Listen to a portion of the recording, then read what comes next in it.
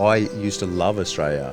I was the biggest advocate. I used to tell everyone it was the best country in the world. It was unbelievable. It was the best place ever growing up as a kid. If it was still like that today, I would be there right now, but it's not. I just feel like the East and some of the more progressive Middle Eastern countries is where the power is shifting. And again, you don't have to be conspiracy theorists, you just have to look at the simple data to see that the Western Empire is on the decline and the East is rapidly rising. The middle class is absolutely getting destroyed, which I think a lot of the Western world is too. They're making it harder and harder to do anything, to live a good life where you can take your kids to a theme park if you wanted to on the weekend without having to remortgage your house. So there's just so many aspects of why we left.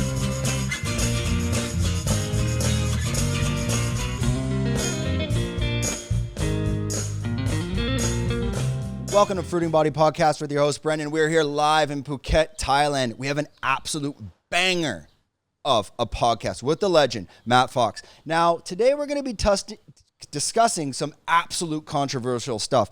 What is the best diet? Is it vegan? But we're going to be diving into what does Matt C.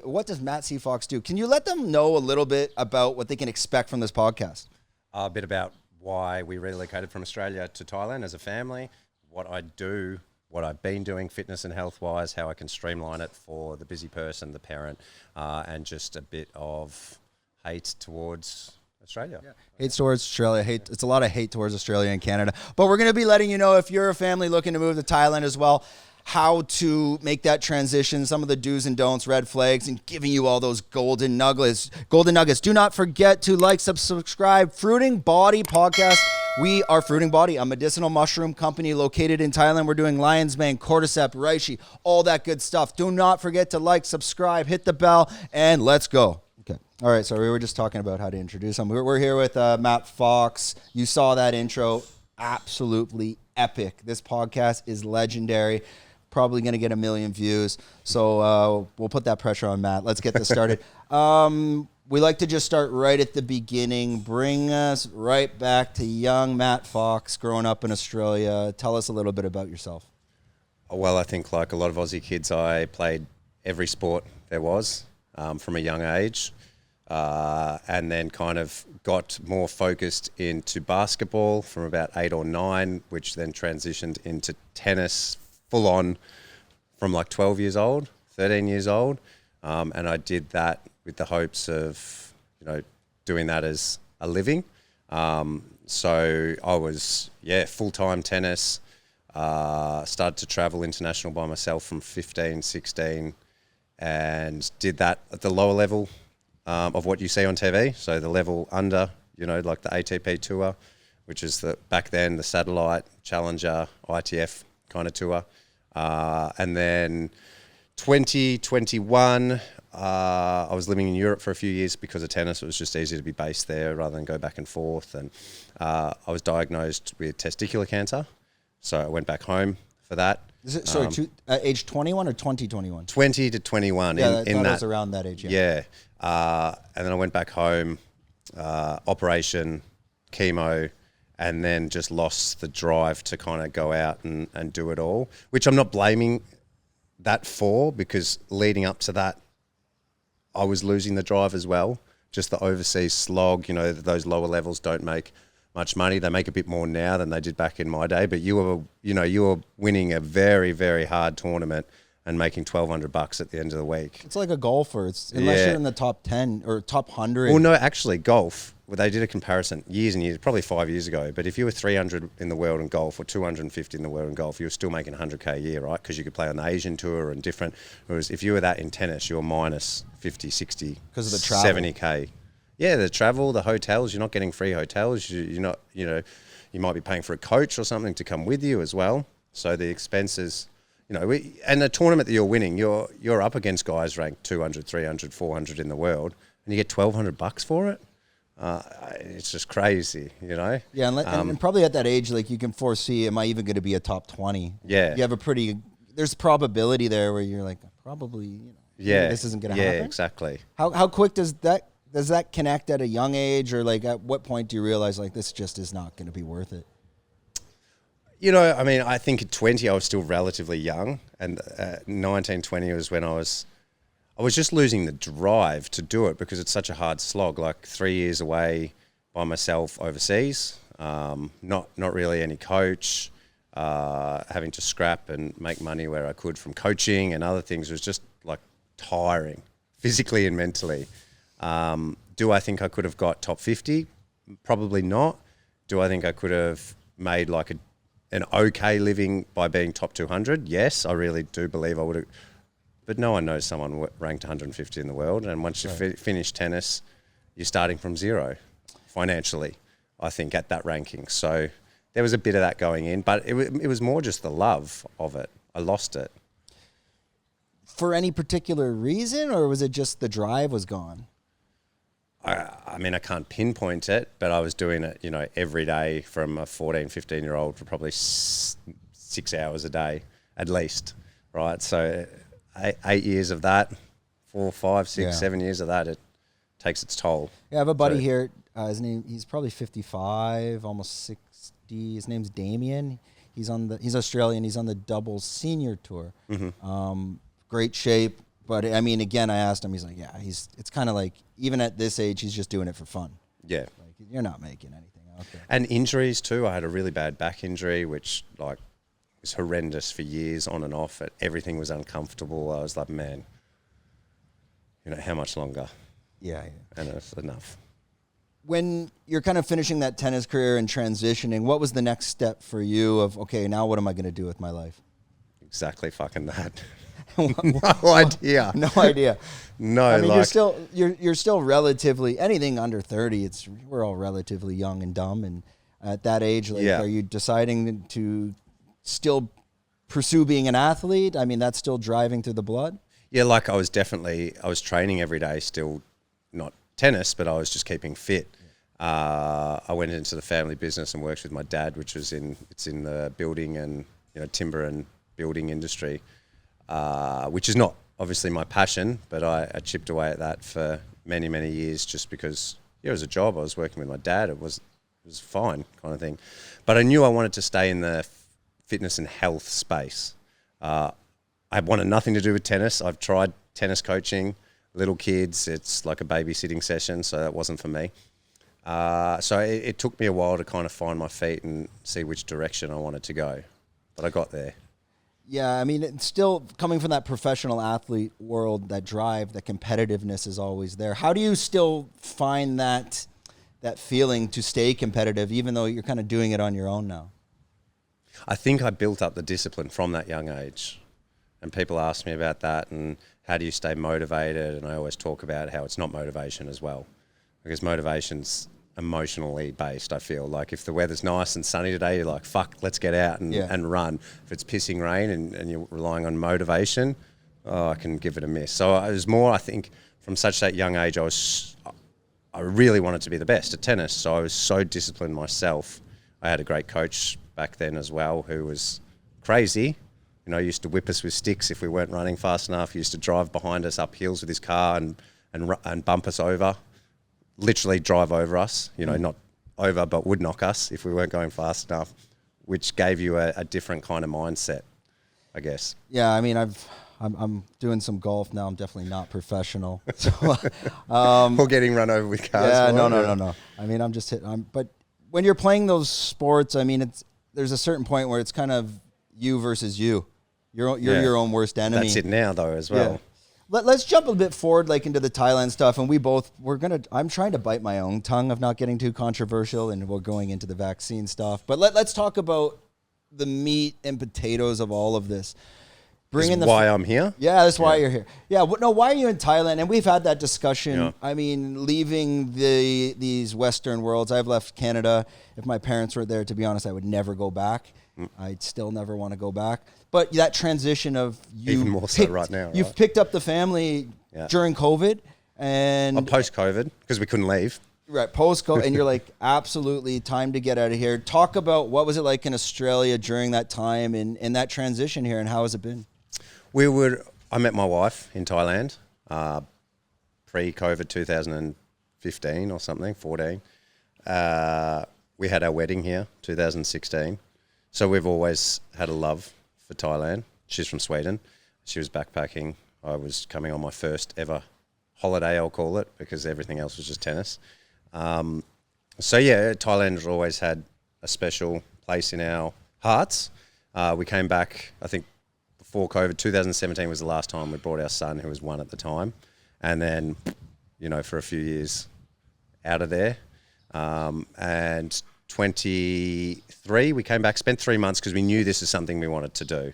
So we did the longest stint we ever had, 3 months with both kids, and kind of got a big feel for it, made sure we were confident in where we wanted to be situated, I guess, in Thailand. There's so many amazing places, right? And then just went back to Oz and just really put the plan in works. I mean, it was already there throughout COVID and the debacle that Australia was, which is a complete embarrassment. That was the final straw. I knew then. Back in 2016, we always said, I'd love to live in Thailand, but that was like... Could you see the writing on the wall even back then in Australia, like where the country was headed? No, not back in 2016. I wasn't paying much attention. I think, like a lot of people, until something happens and you just look at it through common sense. And, you know, there's lots of people that will sit back now and say, oh, yeah, you're stupid, but not that many people said it before.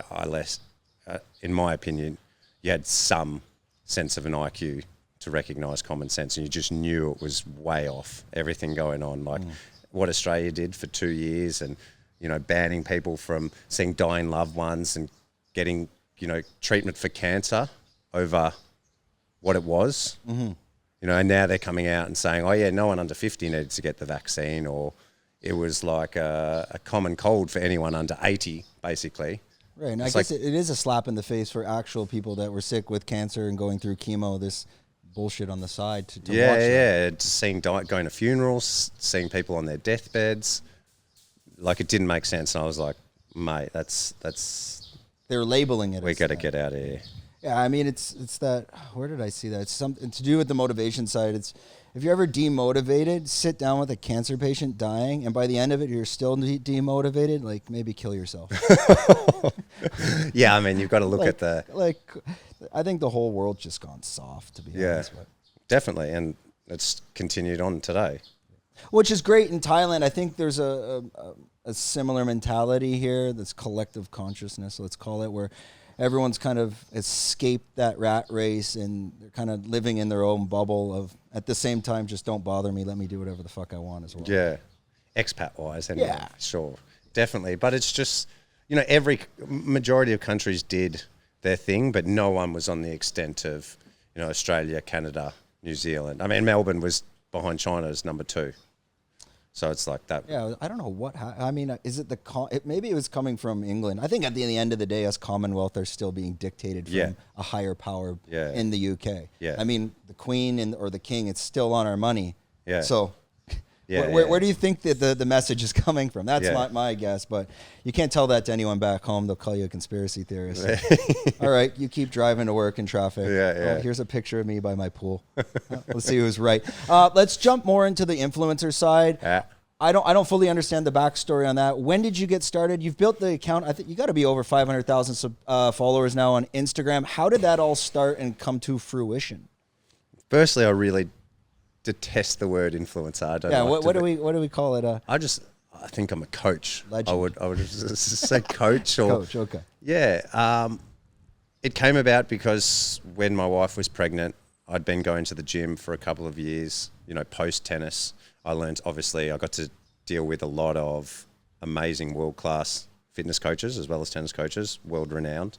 So I learned a ton of weight training, body weight training. I had a good mix because I couldn't always get to a gym and training as well, or tennis-wise. But post-tennis, was just going to the gym because I was like, you know what, all my mates are going, we go to work, we all meet up at the gym, have our bro session. And for years, I was just maintaining. I wasn't really improving.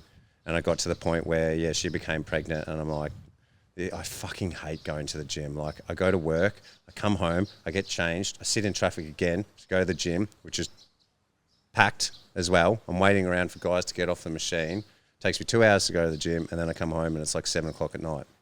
So it's not sustainable. When I don't really enjoy it, I'm going more socially at this point. So I'm just like, fuck it, I'm not going to the gym anymore. I'm going to start with what I know from like the body weight training. I'm going to train at the beach, at the park, at a playground, where at home, wherever I wanted to on my own kind of time. And I did that religiously for, what was 2 years before I started throwing in like kettlebells and different side of functional training. But those first 3 months, 4 months, and I've got photos of this from when I quit the gym to going into bodyweight training, it was the body that I'd wanted all those years and never got from the gym. And I was like, holy shit, like I'm onto something. And then I helped my wife do that post-pregnancy. And I think it was in 6 months working out, 30 minutes while our baby slept. She lost 15, 16 plus kilos in the 6 months and was unbelievable shape as well. And it kind of just stemmed from there. I would just post pictures of a pull-up bar back then on Instagram and write what I did that day. Wasn't even of myself because I couldn't do it. I couldn't be in front of the camera. This is 2017 to the end of 2016. I remember when we were doing, I don't even know if there were stories back then, but it would take me like 20 takes. I'd have to walk away. I couldn't be in front of anyone when I was filming because I was just that shy about it. And then it just progressed over the years to, what it is just sharing my experience from being, a young dad to transitioning to, I guess, not so young dad now with 2 kids, the oldest being 7.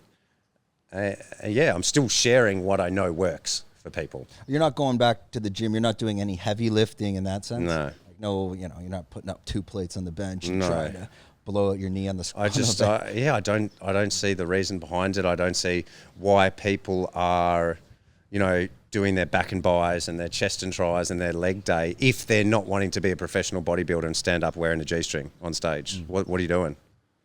Go to the gym for 45 minutes, do full body workout, go 4 days a week, and you'll get better results than doing that rubbish every day. Do you think it's the constant high heart rate because you're doing a more intense exercises because you're trying to cram it in less time? Yeah, sure. It's that, but it's also just more frequency and volume, right? And you're doing like a bodybuilder split. You're training one muscle group once, maybe twice a week. When you do, I guess what I do, I'm pretty much some component of full body every day. And can you overtrain? Well, it's not like I do, chest and hundreds of push-ups every day. I might mix up my push-ups or something else for chest, dips, for example. So people are like, oh, yeah, but you train every day. Can you overtrain? It's like, yeah, there is some element of full body training into every session I do, but the exercises will change. So it'll hit different areas or degrees of that body part.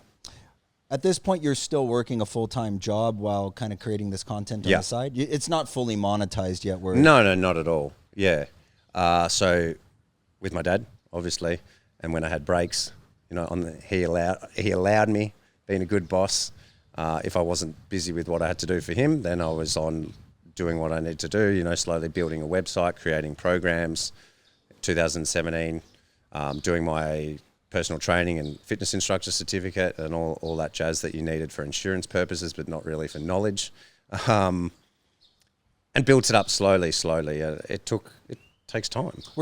Because back then, I don't even think Reels started until... No, it's like COVID. A year old. No, I remember Reels because we couldn't get them. They started around, this is the third year of the podcast, so maybe they only started a year and a half, maybe 2 years ago, Reels. Yeah, okay. They're not that old. No, they're not. No. It completely has destroyed everyone's attention span. That's why our podcasts have gone from 2 hours to an hour. Yeah. Just people, you look at that, if you break the 50-minute mark, I was like, oh, I don't know about that. Yeah.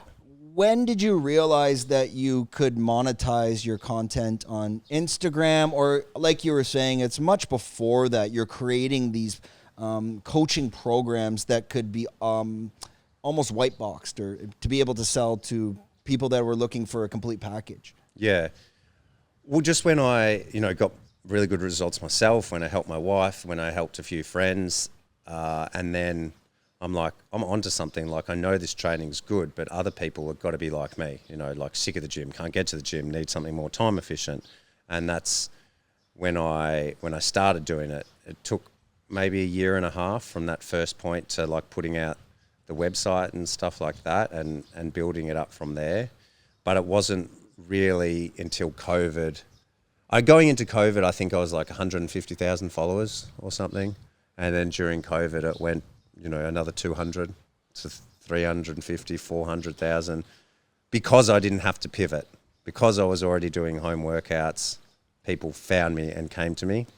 And I think that was obviously my advantage there was because you had all the, the gym guys that had to post home workouts, had no idea, just looked ridiculous seeing big guys do burpees and stuff. They can't, they got the agility of an elephant kind of thing, right? So it just looked stupid. And I was already there doing something that was authentic.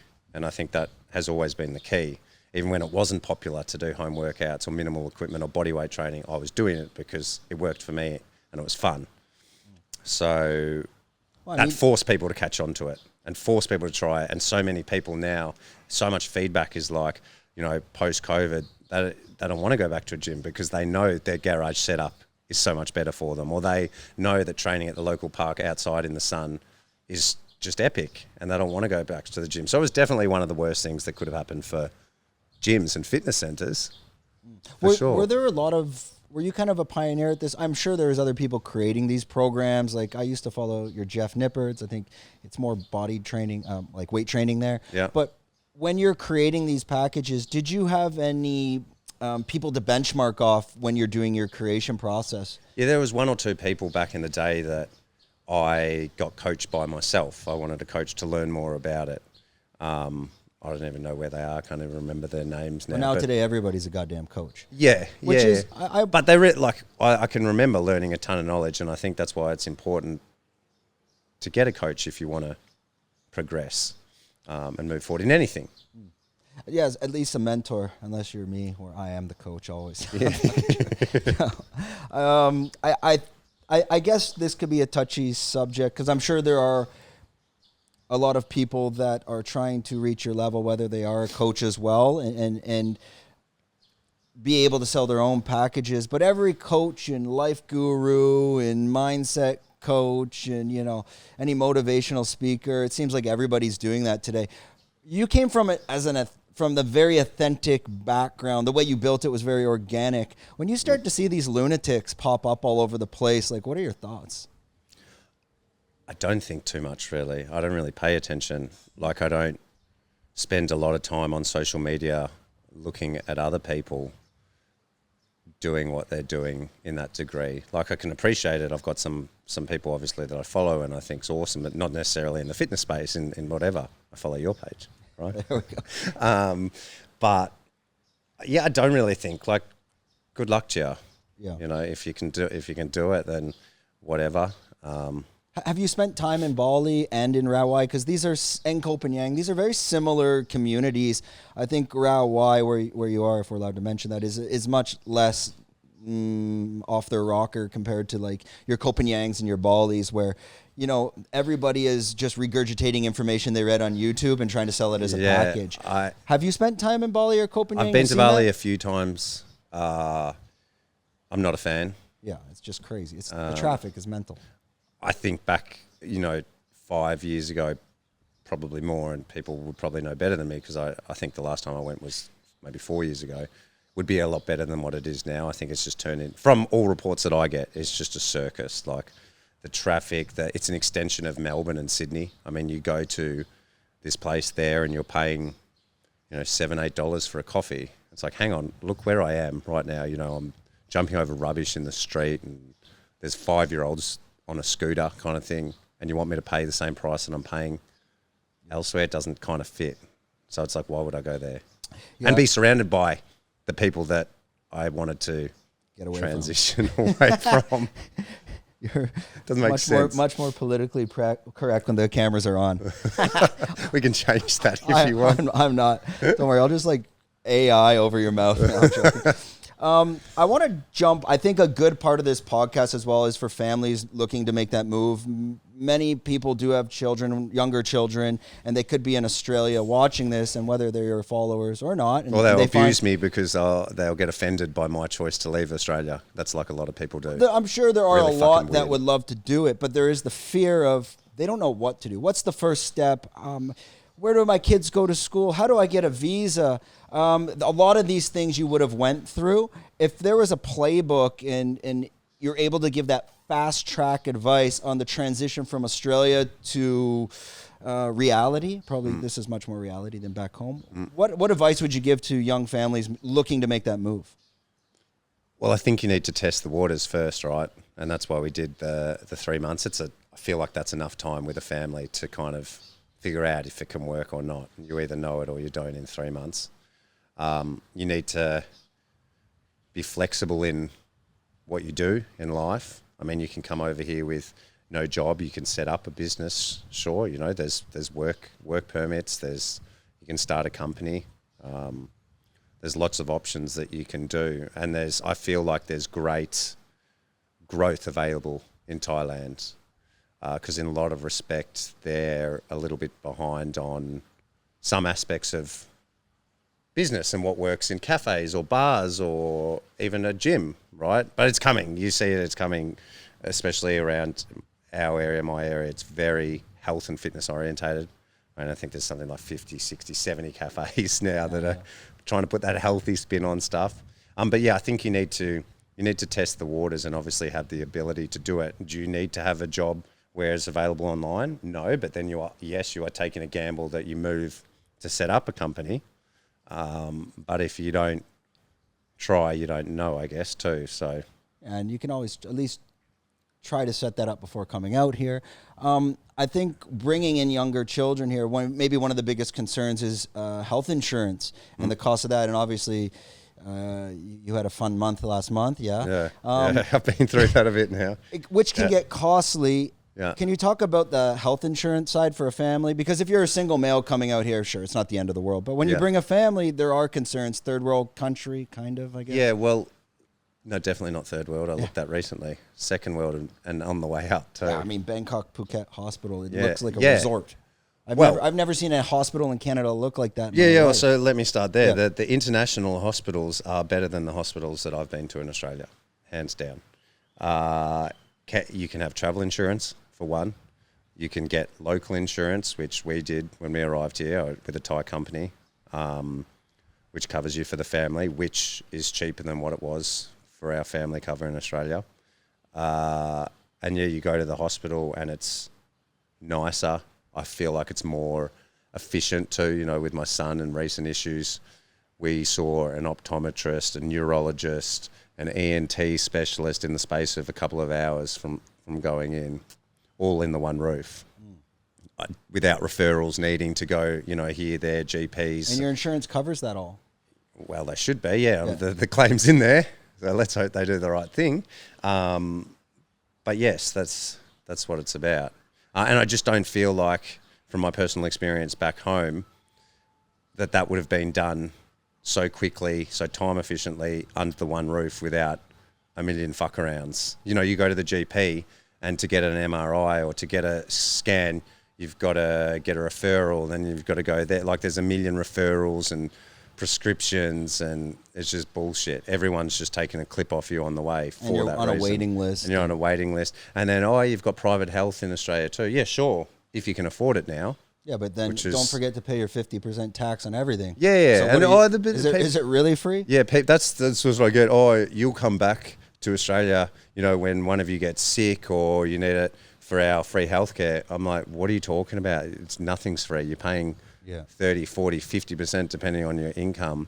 And then if you don't have private health, you're paying a little lick on top of that, which they call a little Medicare levy. Yeah. You know, so yeah, but those people are dumb fucks. Like, I get that often. Canada, you could have a, sore throat, tonsillitis, maybe an appendix is about to burst, and you go to a Canadian emergency. Yeah. Your appendix is going to burst before you see anyone. Yeah. But it's free. Yeah. As you die in the waiting room. It's free. But meanwhile, like in Asia, if you have something serious and you have health, and even if you don't have health insurance, at least you can get in, right? Yeah. That's the thing. You pay and you're seen. You're ready to go. Within an hour. I have not waited longer than an hour at any hospital I've been to. And I've been to a few now over the part, this trip I went, my son was 4 or 5 nights in hospital and I went for my foot and, but previously last year, because we were taken to the international hospital instead of going to a GP because the GPs are local and I just would rather speak to someone that can speak the language a bit better. And yeah, sure, but it might cost 1,000 baht, 1,500 baht or whatever. But the local hospitals, you're going to wait, like at your mission hospital. You're waiting. It's the same as any country. But if you're in trouble, you go into an international hospital and you're paying, right? If you feel like that you're in desperate need, you're in that trouble, you don't have insurance, well, I mean, you're going to make it happen unless you want to die. Yeah, I mean, it's phenomenal. I remember I was on a FaceTime call with my mom, and I was at the hospital. I had a weird, like, ringing in my ear. That's how fast. You said an ear specialist, no appointment, just walk in, pay. Yeah. And I, like, FaceTimed her, and, I didn't tell her where I was. Try to guess where I am. She's like, you're at a 5-star hotel? I'm like, no. This is the Thailand hospital. And they, like, back home, people, they can't comprehend that. Well, I think they see pictures of Bangkok of street food and those vendors and people going around, and that's their image of all of Thailand. And it's like, go back to where I live in, like, Hamilton, go down the road, and there's, like, meth addicts walking around. And it's out of control. The piecing together children growing up in Thailand. Obviously, the comparison in Australia and Thailand and today, that's another one I get slammed for too. 20 years ago, probably Australia was fine. I mean, when I grew up, Canada was fine. Today, I mean, I wasn't getting told there was 400 different genders when I was 6. So yeah, it's definitely changed. I stay away from all that now. What are you? I mean, this is kind of a rhetorical question. You're confident and you're excited and happy to have your kids grow up in Thailand compared to Australia, and why? 100%. I am. A million times better. And I've said that openly on social media, and you get people that will slam it and say, oh, the land of ladyboys or something like that. But the culture is still, it's cultural. Thailand, very strong on family values, very strong on children. From what I've seen from my kids' homework, they understand basic biology. You know, they're drawing boy and girls, which you probably can't do in Australia and Canada now. Definitely Canada as well. Canada's so that's a good start, I feel. Like, you don't need to shove that down kids' throats when they're 5, 6 years old. And that is happening in Australia. I've seen it with my own eyes. So that was a big thing. And you saw that while you were there. I saw that while I was there. It's probably the beginning of it, right? Around that time. It's probably no doubt getting worse, of course. And here in Thailand, it's just a strong, like, there's culture that you can learn from. There's no culture in a lot of I'm not going to say the West, because Europe has a ton of culture, but Australia, there's not a lot of culture unless you go to the Indigenous side, which is super interesting as well, yes, but I didn't get taught that much of it from school. And I could be wrong, but I don't think they get that much of it now either. But just off that, like, it's keeping the family unit together. You know, you see here and everyone's living together. You've got the grandma and the grandpa living with their grandkids and supporting each other, and neighbours are all helping. You know, in Australia, they were snitching on each other if you had your grandmother come over because she was going to kill you with a cough or something. But here, everyone sticks together more, and that's gone from Australia. It was there, but it's not there. I don't want to be around that. I don't want my kids growing up in that environment. That's half the reason I don't want to go home, because I'm probably either going to go to jail or get kicked out. Like, if I won't be able to, if I'm confronted, I'm quick to snap back. Anyways, but I think that's the whole West falling apart, and I think it's all moving back. I think the decision to Asia is great. Did you take into consideration any other countries before Thailand, Philippines? Obviously, Singapore's crazy expensive. Malaysia, Indonesia, or was Thailand kind of, once you had that connection to it, that's kind of where you were laser focused on? Yeah, Thailand was always, my place. I love the UAE too. I'm also a resident there. My wife's Swedish, so she's got a Swedish passport. So we've got a few different options with where we can all live. I don't think Sweden's the place either. But at least the kids have an option for two passports. They could all become residents with me in the UAE if we wanted to. I've looked into that.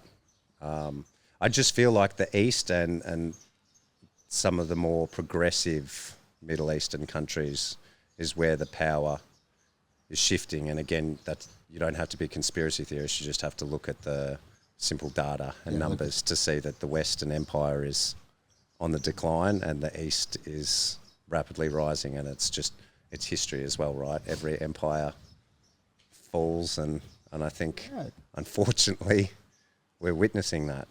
Yeah, to be realistic, we're probably the first generation to leave, and slowly maybe people do. And I was thinking about it on the way here. Like, I used to love Australia. I was the biggest advocate. I used to tell everyone it was the best country in the world.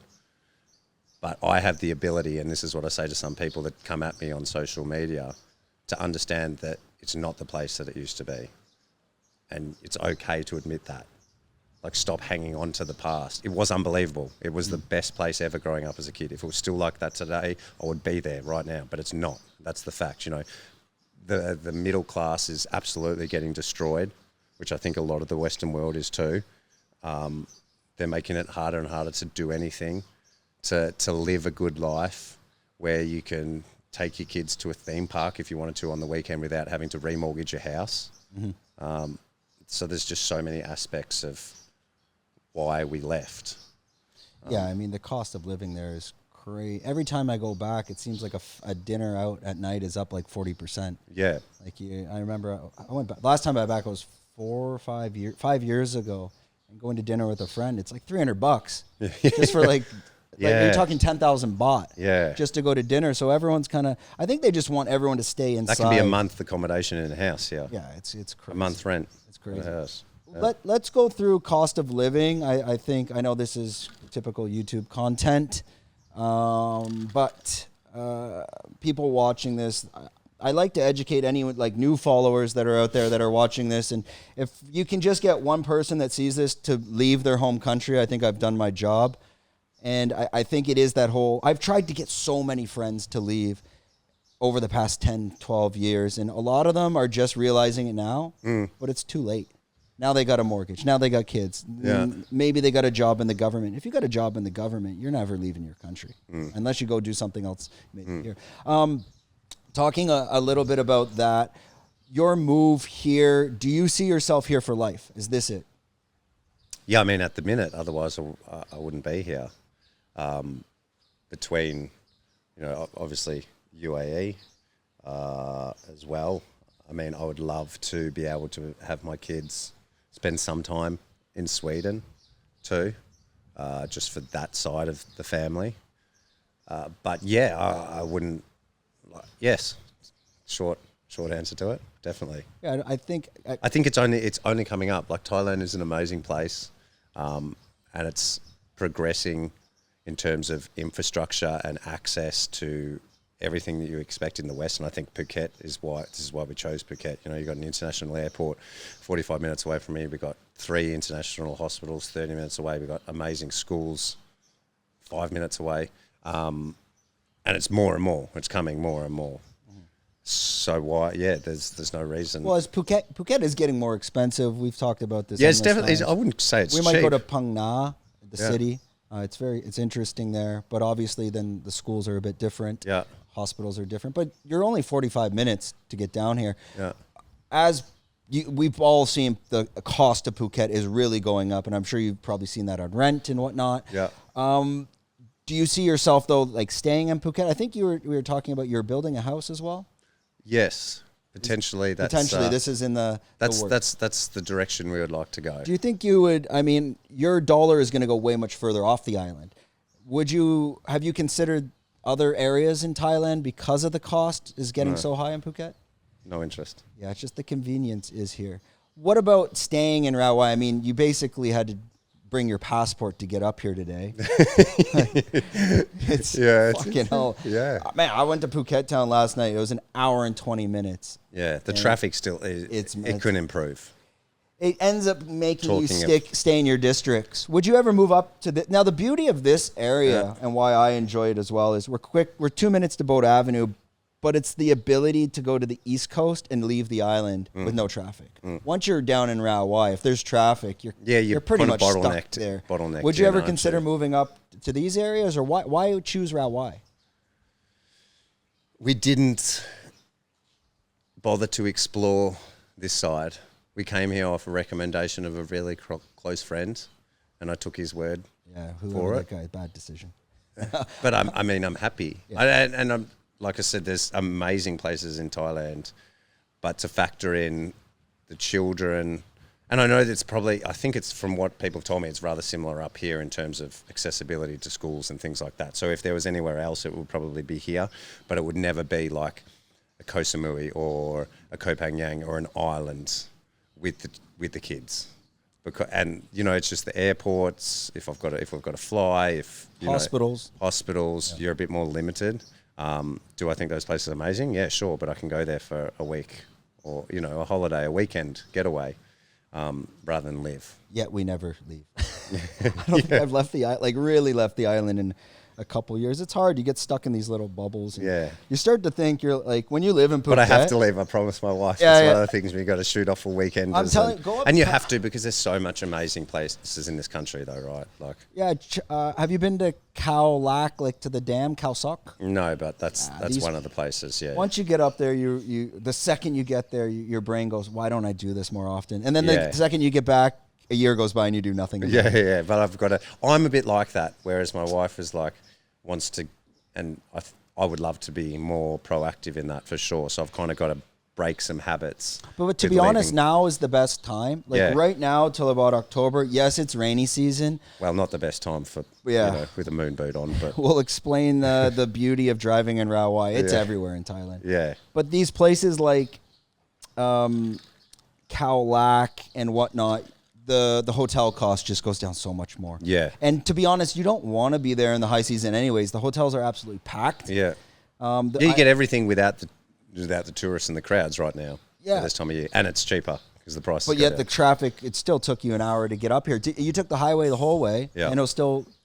You know what? I think they're taking down There was some road works as well. They're taking down the electrical lines. They're switching home. They're switching those pillars. You can take the road. At least if you take the beach road. The beach road, you'll be okay. Yeah. Obviously, you're in the car. You're usually on the bike. What's the biking like down in Rawai? It's safe generally. I mean, the thing with the roads here is, they're not the safest because you can't control what other people are doing. And you've got, especially in high season, you've got people from all over the world who are definitely driving on a different side of the road. My transition here is Thailand's the same side of the road as Australia, so sweet. But you've got people that have probably never driven on this side of the road who are now driving on it, throw in a million scooters and side carts and just shit everywhere. Traffic's crazy and it's not safe, right? Because there's people, for sure, I've seen 10-year-olds drive scooters. They're probably better the drivers than half the tourists, though. Probably, sure. But the point is that you've got, people driving that would not know how to drive. So you broke your foot. You got the moon boot on. We probably can't see it too well with the cameras. But what was you told me the story, but I guess for our massive audience here, yeah. What exactly happened? You were driving and someone stopped too quick? No, I fell. That was before. That's why I got off and fell. I fell down. The scooter was on the way there, but the accident was when I put the thing down and slipped down a ledge. Shit. Yeah. And just fell from it was 2 meters. I only had sandals on, thongs on. So you the motorbike crashed? You got off? Or I stopped, got off. Okay. It was slippery and then didn't know that there was a ledge. Yeah, some drop. Where was this? Coming back from the beach. In Naiharn. Yeah. Well, I'm trying to think somewhere around that. What ledge is that? Where they're doing works and it was just a small road. There was not much around. There was just building works and fuck yeah. Well, it didn't look like it was that much of a ledge because it was in swamp and there was I don't know. Jesus. I don't really. Yeah. And I heard it crack and I heard it when I landed. It was bad, mate.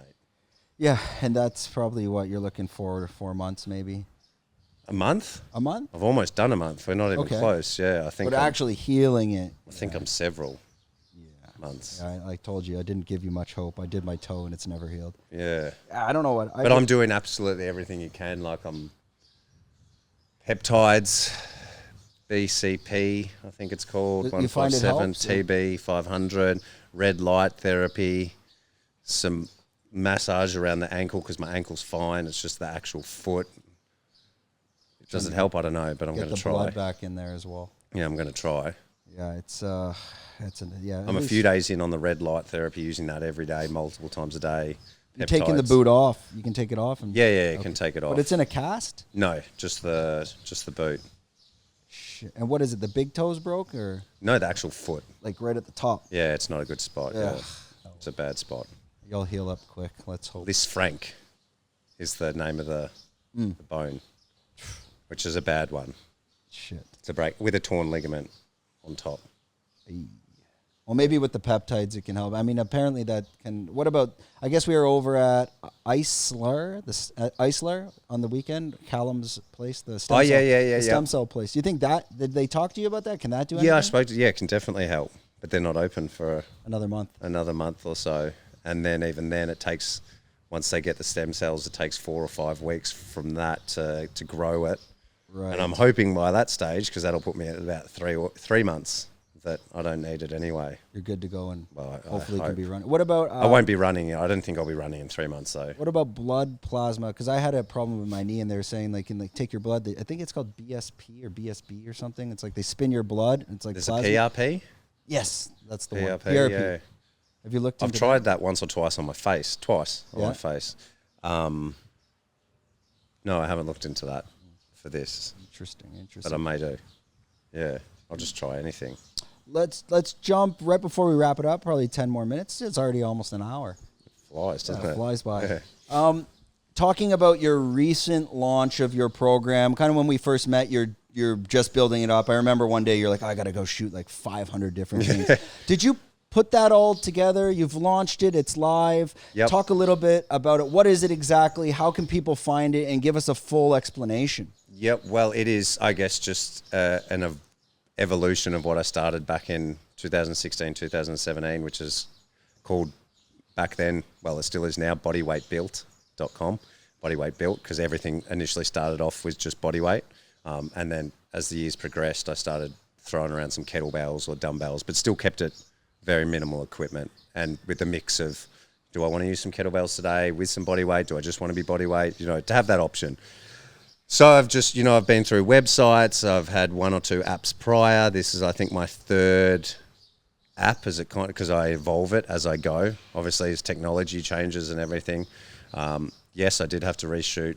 There was something like probably 500 exercises, which I did, which is more tiring than it sounds, really, even if you've got to just do a few seconds of each. I mean, you're getting your own workout filming it. Yeah, exactly. So that is, it's been out a month.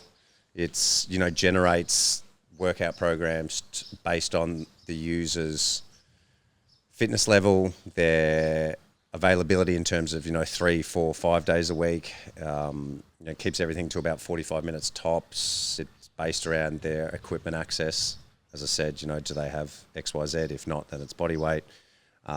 Meal, nutrition side of things, which is epic as well. Updates weekly based on dietary needs, food preferences, calorie intake, which it calculates for you when you put in your goals at the beginning. You tell them your goals. You pick there's a sample photo of what you're currently at body weight wise. So macros as well. Yeah, macros as well. And then you say, I'm a vegan, or I'm gluten free, or I just eat anything. And then it just spits you out that daily meal plan based off those requirements, based off the macros that it thinks you should be eating, based off the total calories. If you don't like a meal that day, you can swipe it out or replace it with the same caloric value meal. Gives you the shopping list, counts down macros and calories for you as you tick it off and you've eaten it. It's unreal. How did you create the algorithm? You're working with the team, or is this your own? No, I've got it. I'm not that too computer savvy. I'm not bad. I think you're a bit better than me on that stuff too, but I'm all time. Obviously a team of people who are there. I put together the workouts. I put together, I looked over the food. Obviously, I had the help of. I'm not a qualified nutritionist, so I had the help there, and then just new technology to help populate it when people input their goals and their needs, I guess, to be able to do that with me overseeing everything and just being mindful of what everyone needs, and then putting it all together and trying to streamline it as much as possible and make it accessible for anyone. And if they want to do it at a gym, I'm not saying you shouldn't go to a gym. Some people will go to a gym just to do like my minimal equipment workouts or bodyweight workouts, just because they find that it's better to leave their space. They might have young kids running around and they can't get it done with the kids, or they might be too work focused. Well, I reckon it'd be someone like you, right, that just can't do it at home because you'll keep falling back into work. So you've got to go out somewhere into an environment which will get you to train. Yeah, I just end up going to like Bang Tao, but it's got the right environment there as well. Yeah. It's a completely seamless, integrated app in terms of pick body weight, how much I can work out, your level, your skill level as well, because there's going to be certain training things on there and difficulty won't even understand how to do. Yeah, difficulty as well. If an exercise comes up that you can't do, or it's giving you a kettlebell one and you just swipe it out and it will replace that kettlebell exercise for a body weight equivalent. For example, if the difficulty level is a little bit off or the equipment access is not there on a given day too. So it's quite cool. What type of questions do you receive from not just your audience, but also your clients that are coming in that they're struggling with the most? Like a repetitive question you're getting all the time. Time and motivation, I think.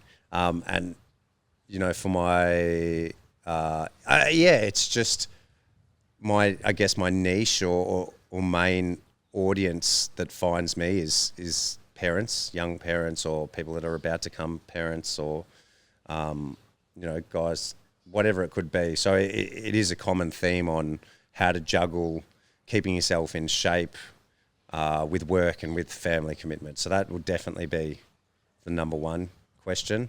And a lot of these people are coming from, and I think that's where the pain point comes from, is because like pre-kids or whatever, they all in their own words, we're in great shape.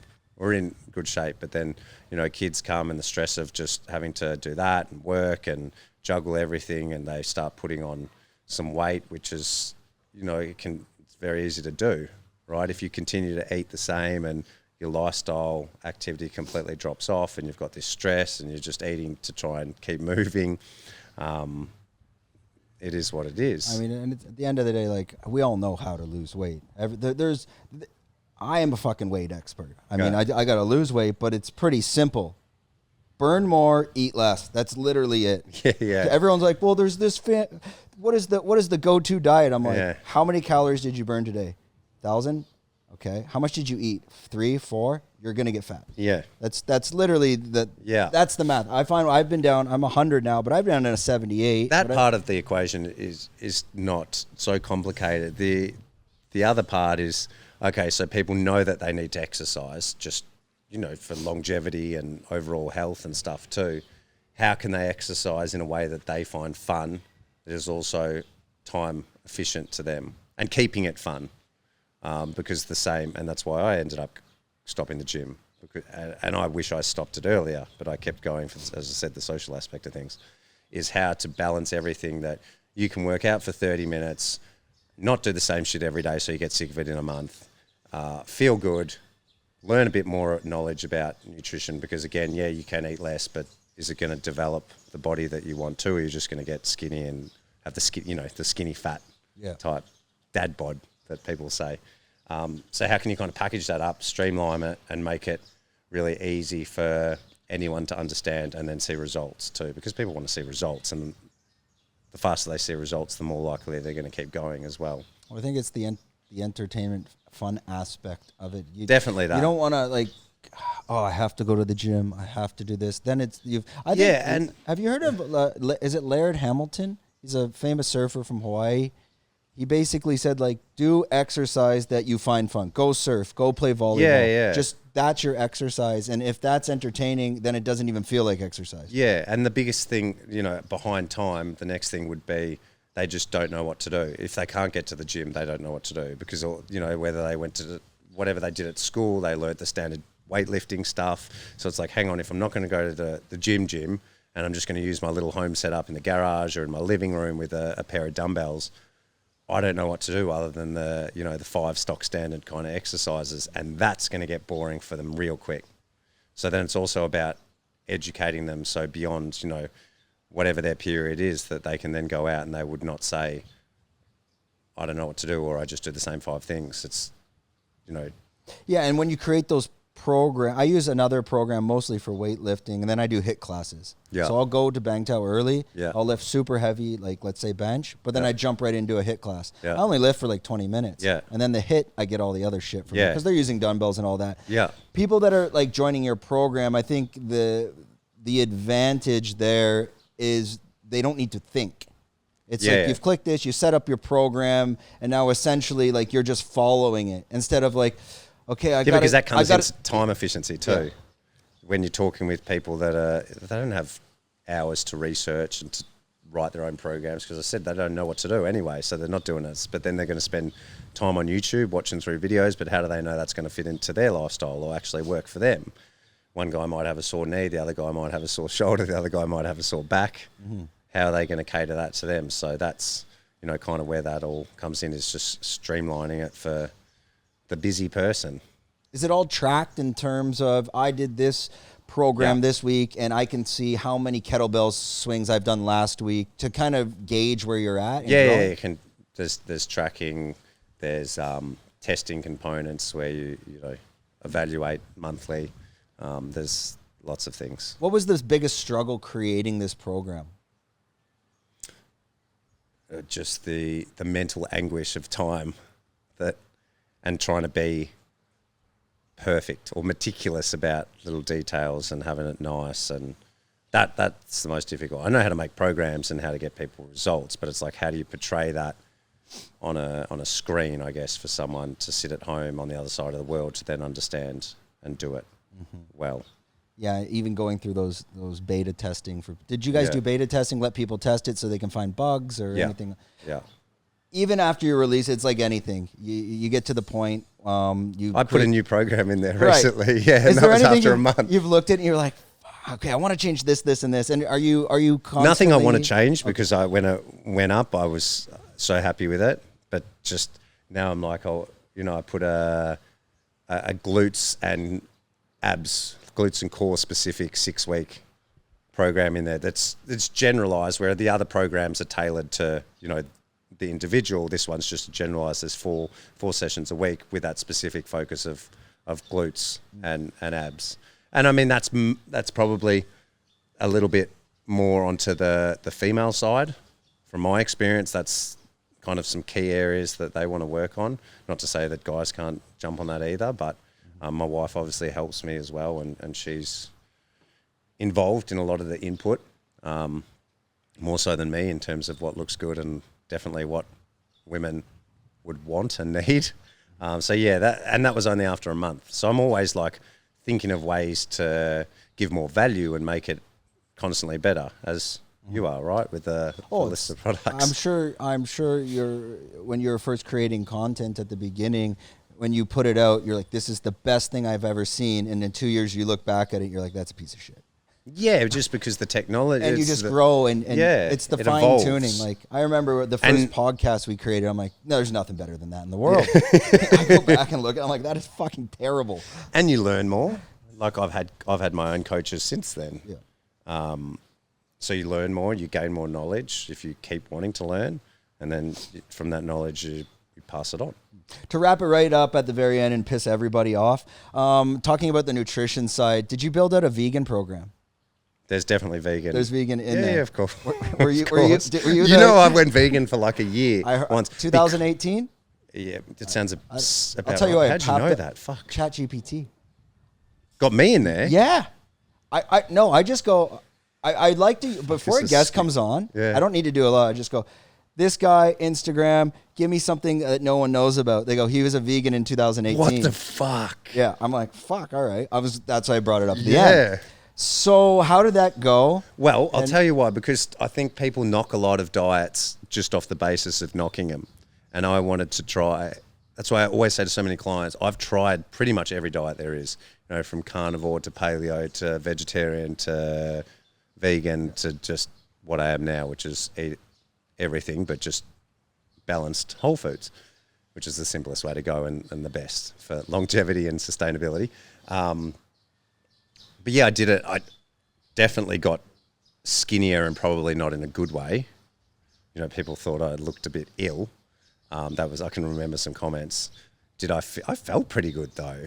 But for me, and in terms of, eating solely vegan, is a lot, and trying to be an athlete, I guess, you really need to forward plan on what you're eating and how much you're eating, getting enough protein and things like that. And that's where I'm just like, you know what, the steak is just so good. That's all. And especially the more they try and get me to eat fake meat and push that shit, the more steak I'm going to eat. Right. Because I know it's wrong.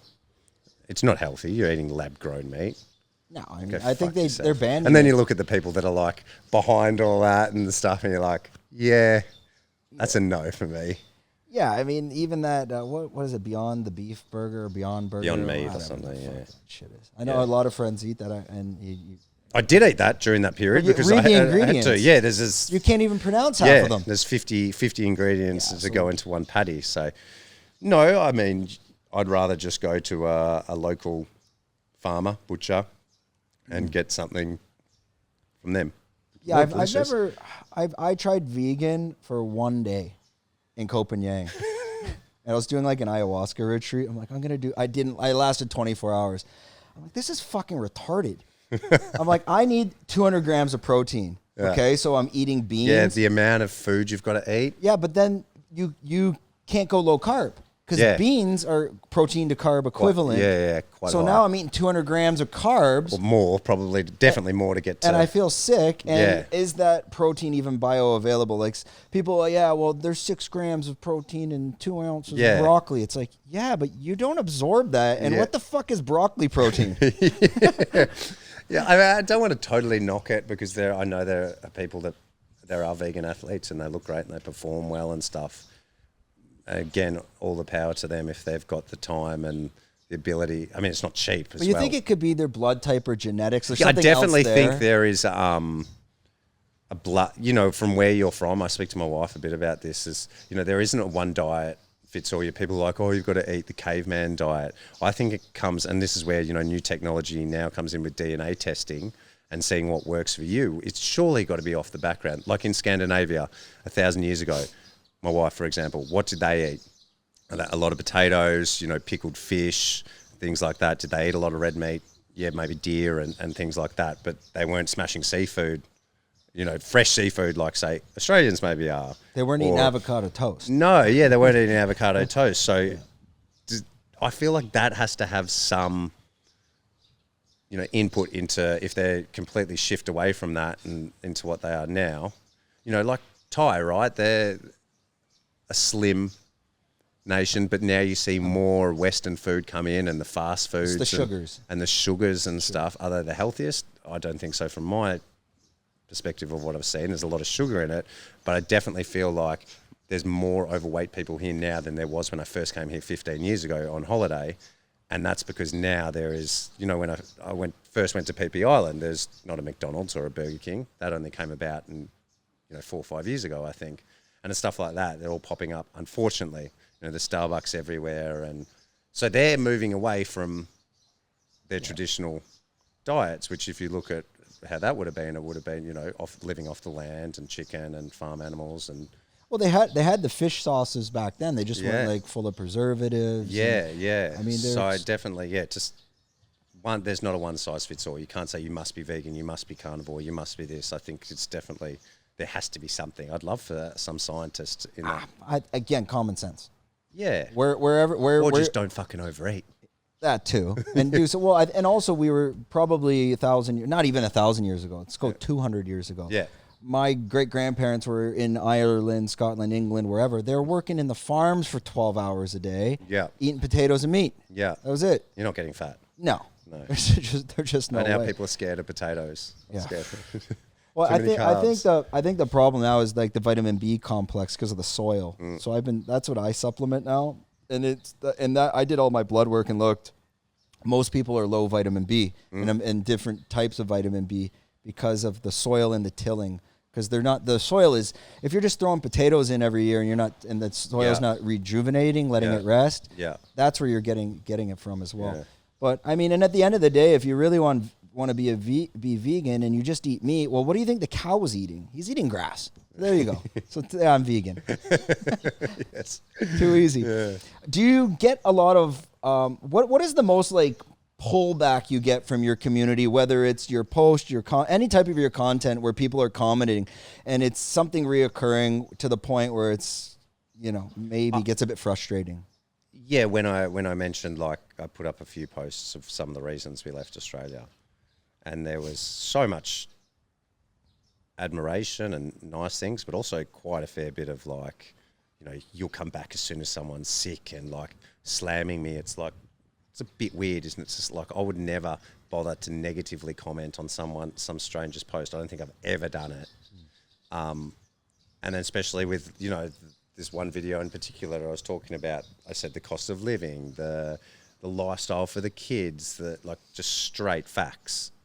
And people are slamming that. It's like, so you prefer to be there, you know, living paycheck to paycheck, not being able to see your kids, you know, after school because you work late, to be able to live paycheck to paycheck, to not being able to go to some beach 5 minutes down the road that you save 12 months for, to go on holiday for a week. Like, I don't, why are you slamming? But that's the number one, is like, if I ever mentioned why I left, a lot of like, that's unreal, good for you, I wish I could do the same thing, or I want to do the same thing, but then so much is like, you'll be back, or you've got no idea, or you're a conspiracy nut. What have I said that's a conspiracy? That the cost of living's higher and that I feel like it's better here for me and my family? That's a personal perspective. As you grow the audience, that negativity is just part of it's part of the bell curve. Yeah. And it's so if you have 50 million followers, it just increases. Yeah, because it's a percentage of people. It's a percentage of it. It's definitely gone up the last, you know, as my page has grown to whatever it is, 650 odd now or something. But I think if you actually contacted this person and you said, I will help you leave your hell, I guarantee you they respond like, please. Yeah, maybe not publicly, yeah. Yeah, not publicly, but in a DM. Yeah. Hey, are you all right, buddy? Like, I'll save your whole family. I'll change your life. Here's a little playbook of how you could do it. For sure, they'd be like, yeah. Why would you say no? I don't get it. I think it's just some people. So that shit is still that stuff's still mind-boggling. I can't wrap my head around it. But then that's why that's another reason we've moved, so I don't have to wrap my head around retards like that. On a final note, and understanding the community in Rawai, and to be honest, that is the biggest difference. Rawai is much better community and options for food compared to up here. It's a bit more crowded, like Naiharn. Yeah. It's more quiet up here. Here, it's like more your 5-star restaurants, but not knocking Rawai. There's excellent food. You got Coco's at Naiharn as well. Yeah. Big shout out to them. So that community down there, when you're out with your friends, you're running on your Saturdays, what type of conversation do you have in your community with similar like-minded people? Well, yeah, as I said, I just think it's very fitness and health conscious, that area. You know, up the road you've got what they say, the fitness street in Shillong, with all the big fight gyms and just other gyms, and you buy the beach, which wherever you are in the world, being near the water tends to bring certain energy. I know a fitness, you know, because I guess people are on the beach, so they want to look their best because you're in very minimal. I'm never in Speedos, but there's a lot of Speedos getting around at Naiharn. Maybe in low season. I've never worn them. Maybe once, but never in 10 years have I worn them, and I refuse. But I think it's that. So like in terms of conversations, it's not a big party spot, right? There's not. If you want to party, you really go to Patong or whatever like that for nightclubs. There's no real nightclub. I haven't even been out there. If I go out, I'll go to a friend's restaurant. Shout out to Unis. We gave it a shout out to they're over here Coco's, now. But Unis have got one in Bangtao too. But that's like a night. Yeah. That would be a night out where you have a couple of drinks and dinner, but you'll still go home and be in bed by 9:30. Yeah. So that's where I think it ties in a little bit different, and here would be the same, would it not? Yeah, you're not going out till all hours here. Oh yeah, well sometimes, but you can do it. Well, it's different here because we have Bangtao Beach, which is like Maya Beach Club. All of the beach it's pretty hectic there. I've got to go there. No. I haven't even been there. Stay away. Daytime. I've got to. That can be a 5 a.m. night. Yeah, but then I just represent my shorts. That's what they're made for. Beach clubs, day clubs, it's not. Offshore beach. Let's talk about the merch you got going. Your shorts. You gave me a pair. They fit phenomenally. Should be. I'm too fat for that right now. I'm trying to slim down. That's what the golf's for. I work. So you get 13K in. But talking about the shorts, how did you put that all together? And what else are you guys doing on the merch side? Yeah, well, the offshore beachwear is the name, and we did it because I didn't find shorts that kind of crossed over from everyday, casual active wear into beach wear, where it could double as a 2-in-1, where you could be at the beach club, and that's what I was saying, I've got to go there. And we could be at the beach club, you get in the pool, and then, I'm going to go meet friends for dinner. And you don't have to change because they're going to dry. One, I made them super quick dry, so they dry in like, well, in Thailand they're dry in a couple of minutes, but otherwise they're dry in like 10 minutes or whatever. They look good, in my humble opinion. You've got the fancy pair, the fanciest pair. I feel like the stripe one that you can throw on a shirt with and go anywhere. But I sleep in them, I train in them, I wear them casually. That's all you're rocking. And then, yeah, that's all I'm rocking. And then you wear them on the beach because they're board shorts as well, but they don't feel or look like board shorts. So yeah, it doesn't look like a bathing suit. It doesn't look like, And that was because I didn't see it. There was nothing around. So I'm like, you know what? I'm going to just make my own. How can people get them now? It's just everything's online? All online. I wanted to get them into some shops over here, but... Yeah, there's some in Boat Avenue, but it's more like they're high-end bikinis, Infinity. Yeah. They do that. I don't know. It might fit. So yeah, all online. Yeah. Offshorebeachwear.co. Offshore beachwear.co. There you go. Yeah, what happened to the .com? Someone took the .com on you? Yeah, I don't know. I think so. We're coming for you. Yeah, just sell it. Okay, we're definitely over an hour, so everyone that has an attention span for more than an hour, thank you for watching and listening. Yeah, appreciate it. That's about to wrap it up. Now, before we wrap up this episode, I'm gonna shoot it over to Matt, and this is your camera there. So if you can let everyone know where they can find all your socials and all the stuff you want to sell to them. I don't just want to sell. I'm joking. I'm just talking. It's there if they want it because I know it works. Yeah. So my biggest one is Instagram, Matty C Fox, and then from there you will find bodyweightbuilt.com, which is my training, offshorebeachwear.co, which is my beachwear shorts, and that's pretty much, I'm a simple man. That's me in a nutshell. Yeah. Simple man, simple life. Support support his lifestyle, buy his stuff.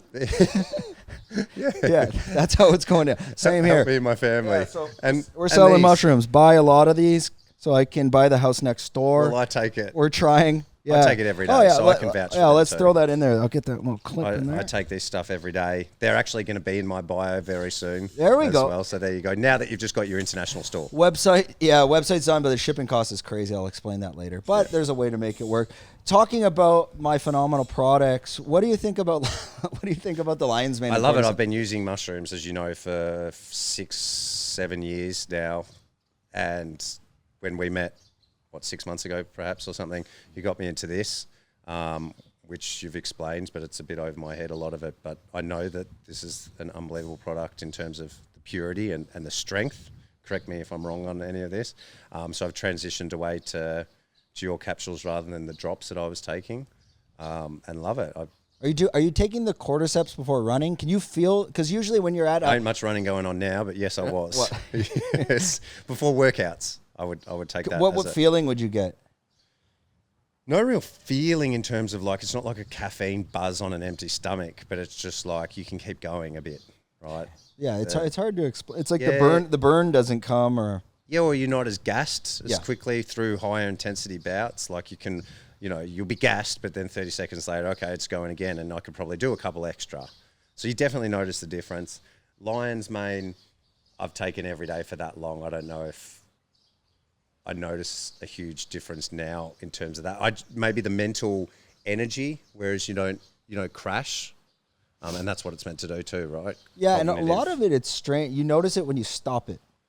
It's I have sometimes when I've gone overseas for a couple of weeks and not because I've taken this heavy liquid, I'm like, and then that's when you notice it. But now again, every day for months and months I've been taking it, so I can do a trial and let you know and stop for a couple of weeks. Yeah, I'll stop pestering you to send me more. No, it's okay. I find if I stop, that's when I really notice it. And it's not even today. I didn't take them at the gym, and halfway through the session, I couldn't breathe, and then I don't know if it's placebo. The human mind is so powerful, right? I mean, but there are some proven facts on the cordyceps, especially. Yeah, I mean, it comes from the Himalayas. It's supposed to be putting more red blood cells, for that push of oxygen. Yeah. It's boosting VO2 max levels. Yeah, well, there you go. I mean, we have to be careful of what we say as well, because Big Brother and Big Pharma, you can't really make claims of actually what it does. But they'll make claims that it's 100% effective. Yeah, sure. And it not be a single %. It makes no sense. But this is FDA approved, which is strange. It's You get FDA approved in Thailand, but then you can't say medical. It's very strict. There's no such thing as FDA approval in US for any supplement. They won't do it because, well, Big Pharma wants to sell you your medicine. Anyways, before YouTube completely kicks me off and then we're on Rumble, that wraps up another episode. Go check out Matt Fox. Buy his stuff so we can keep living here. Buy my stuff so I can buy that house, and we're out.